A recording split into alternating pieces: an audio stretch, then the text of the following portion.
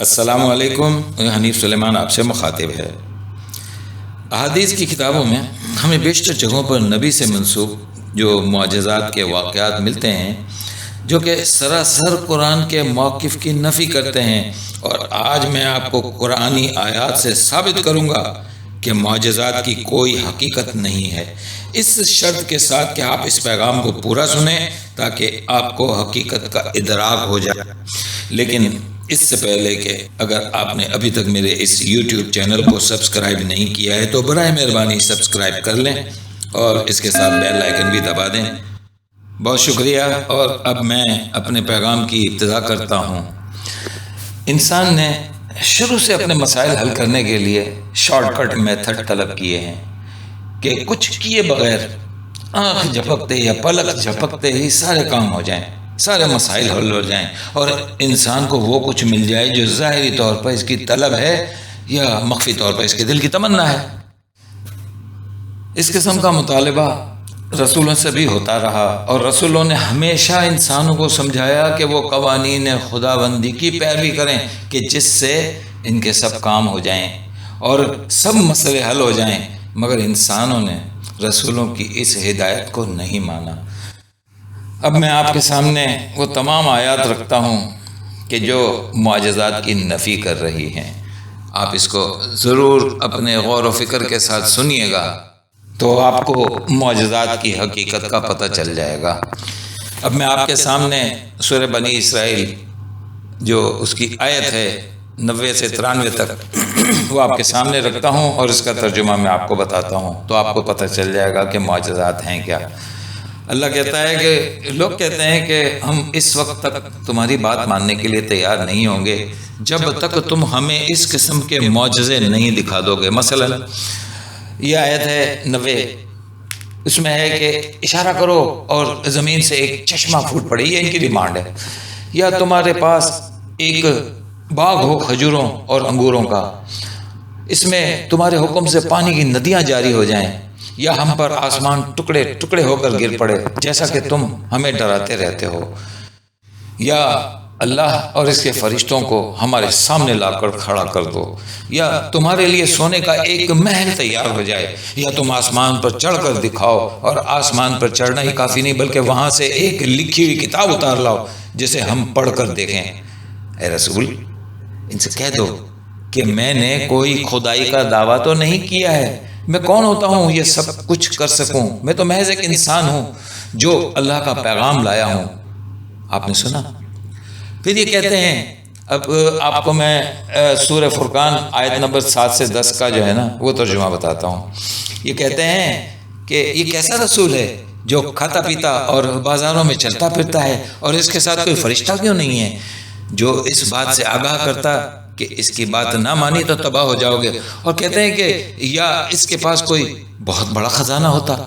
یا اس کے پاس کوئی باغ ہی ہوتا کہ جس سے یہ اطمینان کی روزی حاصل کرتا۔ اس ظالم لوگ اسی پر اکتفا نہیں کرتے بلکہ لوگوں کو ورغلاتے رہتے ہیں کہ تم ایسے شخص کی پیروی کرتے ہو کہ جس پر کسی نے جادو کر دیا ہے۔ اے رسول، دیکھتے جاؤ تمہارے متعلق یہ لوگ کیا کہتے ہیں، ایسے بہکے ہیں کہ کوئی ٹھکانے کی بات ہی ان کو نہیں سوجھتی۔ انہیں کون بتائے کہ اللہ کا نظام ہے کہ جسے یہ پیغام دینے والا قائم کرنے کی کوشش کر رہا ہے، یہ اس قدر فراوانیوں کا حامل ہوگا جو ان کے مطالبے سے بہتر ہوں گی۔ ایک چھوڑ ایسے کئی باغات ہوں گے کہ جن کے نیچے نہریں بہتی ہوں گی اور رہنے کے لیے شاندار مکانات ہوں گے۔ سورہ فرقان کی آپ نے یہ آیتیں سنی؟ یہ ہے ان معجزوں اور کرامات کی کیفیت جو اللہ کا رسول لوگوں کے مطالبے پر پیش نہ کر سکا، بلکہ یہی کہا کہ وہ قوانین خداوندی کے مطابق کام کریں، انہیں سب کچھ حاصل ہو جائے گا۔ تعجب ہے کہ ادھر ہمارا پیر جھٹ سب معجزے کرامات دکھانے کا دعویٰ کر دیتا ہے اور فخر سے کہتا ہے کہ پل بھر میں سب کچھ حاضر کر دوں گا، جو مانگو گے ملے گا، بس ایک دفعہ آزماؤ تو صحیح۔ جو کام اللہ کا رسول پل بھر یا پلک جھپکتے ہی نہ کر سکا، یہ لوگ کرنے کا اس کا یقین کے ساتھ دعویٰ کرتے ہیں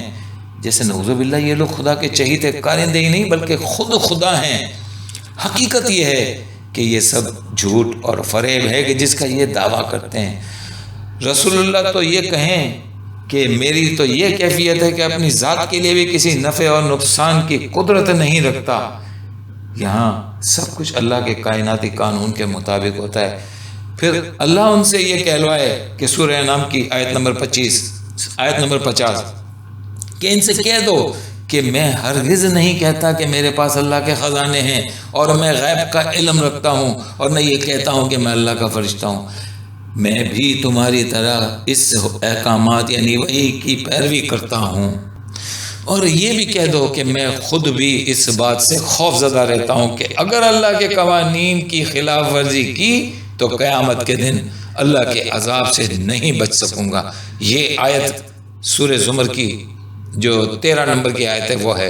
جن، یعنی سورہ جن کی آیت نمبر 20 سے 22 تک کا ترجمہ بتاتا ہوں۔ اللہ کہہ رہا ہے کہ یہ بھی کہہ دو کہ میں خود بھی اللہ کے قوانین کی اتباع کرتا ہوں اور اس میں کسی دوسرے قانون کو شریک نہیں کرتا، اور یہ بھی کہہ دو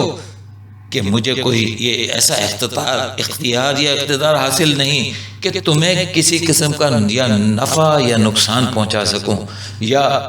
تمہیں ہدایت کی طرف جو ہے نا لے کر آ سکوں، اور یہ بھی کہہ دو کہ اگر میں بھی اللہ کے قوانین کی خلاف ورزی کروں تو کوئی ایسا نہیں ہے جو مجھے اس کی گرفت سے بچا سکے، اور میں اس کے قانون کے سوا اپنے لیے کوئی جائے پناہ نہیں پاتا ہوں۔ سورہ سبا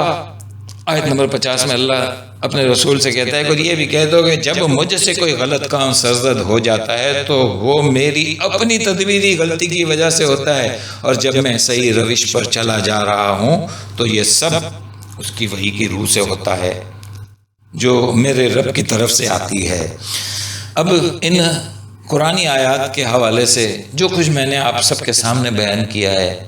اس کو دیکھتے ہوئے کیا آپ اب بھی ان معجزات پر انسسٹ کریں گے کہ معجزات نبی نے دکھائے ہیں،